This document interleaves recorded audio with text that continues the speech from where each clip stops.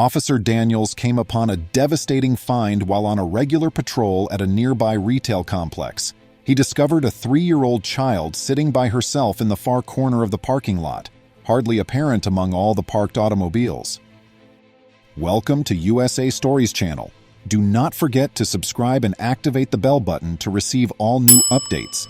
Now let's go to the story. He knelt down to her level and approached her with concern, wondering why she was alone herself. The young child said, "Mom doesn't want me home." Officer Daniels' eyes grew wide upon hearing the little girl's words.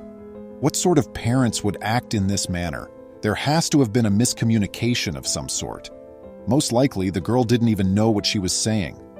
Officer Daniels made the choice to remain with the girl and protect her until her parents returned. They were most likely anxiously searching everywhere for her. "Jason is my name." "What's your name?" he said, thinking that if he gained her trust, he might be able to get some information from her. "Ella," she hesitantly answered. Jason said, "Wow, what a beautiful name," and the little girl smiled. "Let's go find your folks, Ella." "Are you aware of their location?" he said, and her smile vanished once again. "No, Mommy doesn't want me," she said, raising an eyebrow that confused Jason. "Let's go take a walk, okay?" He extended his hand to Ella, who accepted it, and the two of them entered the mall. He led her inside the control room where he briefed the on-duty information officer about the circumstances. Ella's parents were asked to come to the information center immediately after the police said Ella was gone. Ella's face sank after hearing this, and she repeated, No, Mommy doesn't want me." Unsure of what to do, Jason and the information officer exchanged worrisome looks. They made the decision to stay there a little while longer, and the officer made the statement once again. But nobody turned up. Besides, the retail mall was going to close. All that was visible on the surveillance cameras were empty hallways. "Ella, should we play a game?" Jason inquired. "The first one to see a yellow car wins." The young girl nodded and burst into a quiet chuckle. Her eyes brightened. This was the ideal method to return her to the parking lot without bringing up her parents. Every time they did that, it appeared to irritate her, Jason thought. After Ella and Jason thanked the information officer, they headed back outside. Since everyone had left the mall, there were even fewer automobiles in the parking lot than there had been before. Ella was disappointed to see that none of them were yellow. For a different reason, Jason was also dissatisfied. It was astounding to him that no one had come in search of this little girl. Ultimately, he made the decision to accompany her to the police station. There, he'd come up with an idea. It appears that this area is devoid of yellow automobiles. Ella nodded as he said, "Do you want to come with me and look somewhere else?" Jason looked at her more closely now and saw some oddities. Not only was her hair disheveled and tangled, but her hands and clothing were filthy as well. Though he was clueless about the circumstances, he could not help but notice that something odd was going on. Michelle, one of Jason's co-workers, was waiting for them outside when they got there. Though Michelle was a mother, Jason believed Ella could be better at ease in a female company. Ella was quite delighted to see Michelle's office since she also happened to have some of her daughter's stuffed animals there. Michelle took care of Ella while Jason attempted to locate her parents. He had to find them immediately. He examined every database and every report on missing persons, but he turned up nothing of use. Cop Jason Daniels examined the video that the cop from the shopping center had given them in the dark security room. As he saw a mundane automobile pull into the parking lot and stop, the video flashed. Ella, the little child, was left by herself in this situation. The automobile seemed to be a foreboding symbol of the enigma that was about to reveal itself to him. A possible clue in this mysterious case was the license plate of the automobile, which Jason saw. He typed the numbers into the database with deliberate keystrokes, and the screen flashed before displaying a depressing message.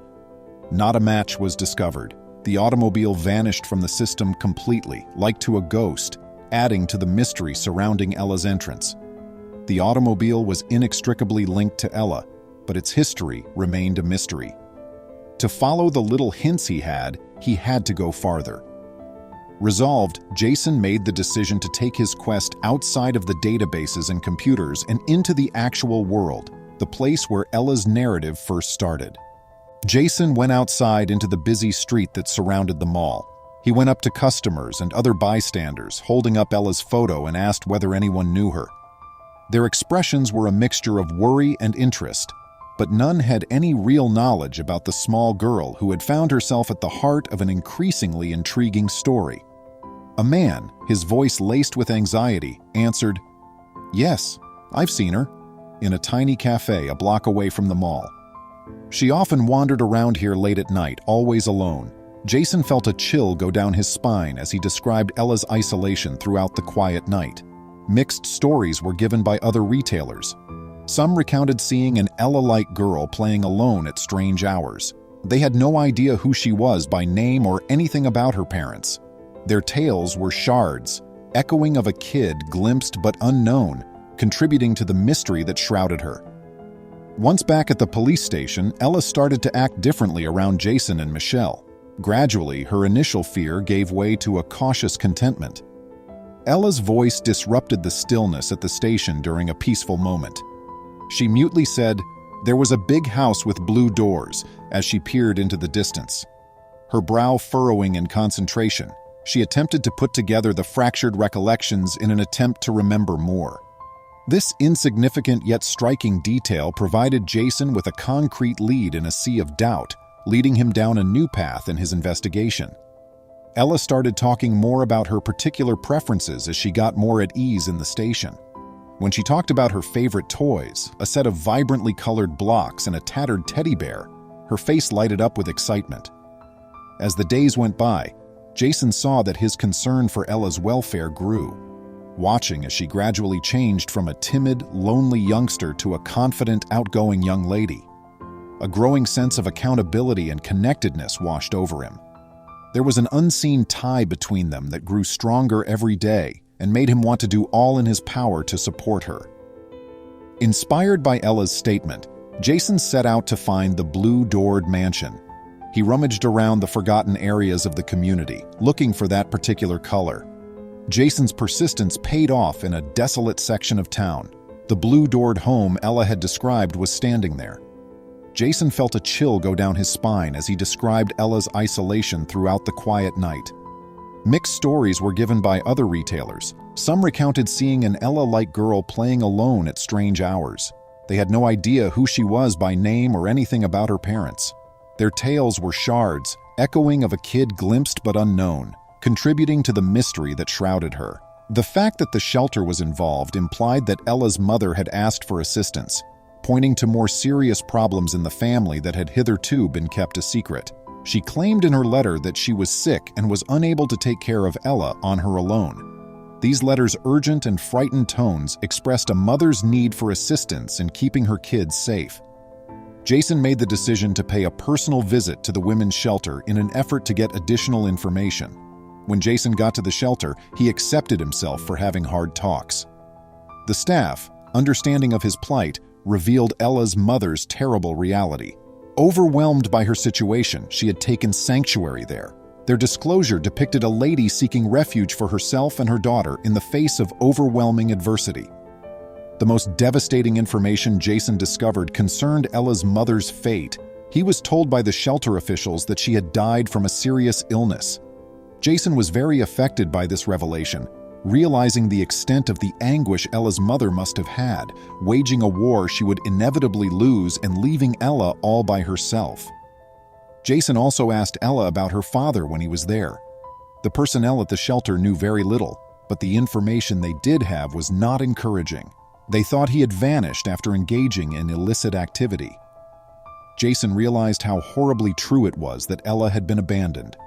Her father's disappearance followed the terrible death of her mother, leaving her all alone in the world. Ella experienced extreme vulnerability and loneliness on her travels.